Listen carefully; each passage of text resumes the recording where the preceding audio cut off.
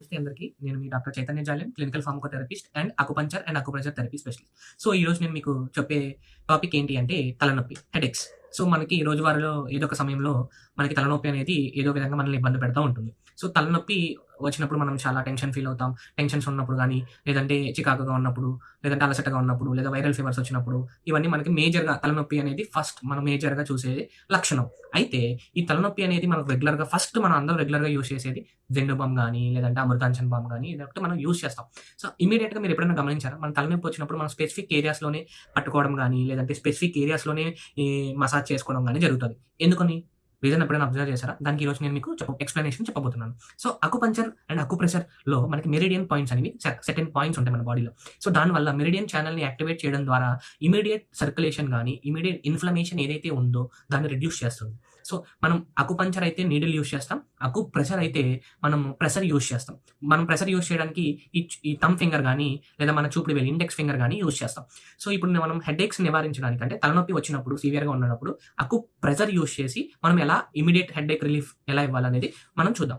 So, మన headache first రీజియన్‌లో మనకి మేజర్‌గా సెంటర్ ఆఫ్ 2 ఐబ్రోస్ మన 2 నుదిటి మధ్యలో సెంటర్ మధ్యలో ఈ మన థంబ్ ఫింగర్ గానీ, ఇండెక్స్ ఫింగర్ గానీ తీసుకొని సెంటర్ పాయింట్ కొంచెం ప్రెషర్ ఇచ్చి సర్క్యులర్ మోషన్‌లో ఫస్ట్ ఇలాగ ఒక 30 రౌండ్ క్లాక్ వైస్ ఎడమ ఇలా తిప్పండి.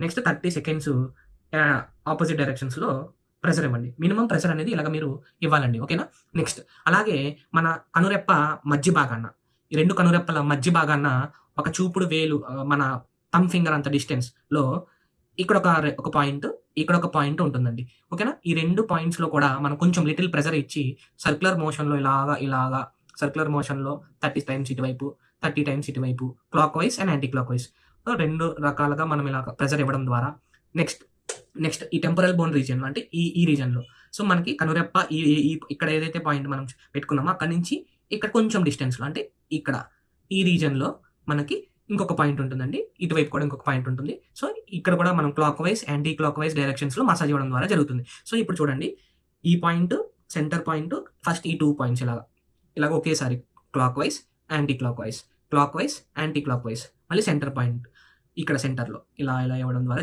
మనకు రిలీఫ్ వస్తుంది. ఇంకొకటి LI4 పాయింట్ ఒకటి ఉంటుందండి అకుప్రెషర్‌లో. సో, ఈ రీజియన్‌లో మనం మన థంబ్ ఫింగర్ యూజ్ చేసుకొని ఇలా గట్టిగా కంప్రెస్ చేస్తూ 30 టైమ్స్ ఇట్లా కంప్రెస్ చేయడం, సర్క్యులర్ మోషన్ ఇలా చేయడం ద్వారా 2 వేళ్ళలో మనకి రిలీఫ్ ఇస్తుంది. అలాగే మనం వెనక మెడ భాగాన, మెడ మధ్య భాగాన మన మెడ ఉంటుంది కదండీ! మన మెడ మధ్య భాగాన ఇక్కడ ఒక పాయింట్ ఉంటుంది. ఈ మెడ మధ్య భాగాన ఇక్కడ సేమ్ మన థంబ్ ఫింగర్ యూజ్ చేసుకొని ఇలాగా కంప్రెస్ చేయాలి. కంప్రెస్ చేస్తూ సర్క్యులర్ మోషన్‌లో రిలీఫ్ చేయడం ద్వారా మనకి బెటర్ రిజల్ట్ వస్తుంది.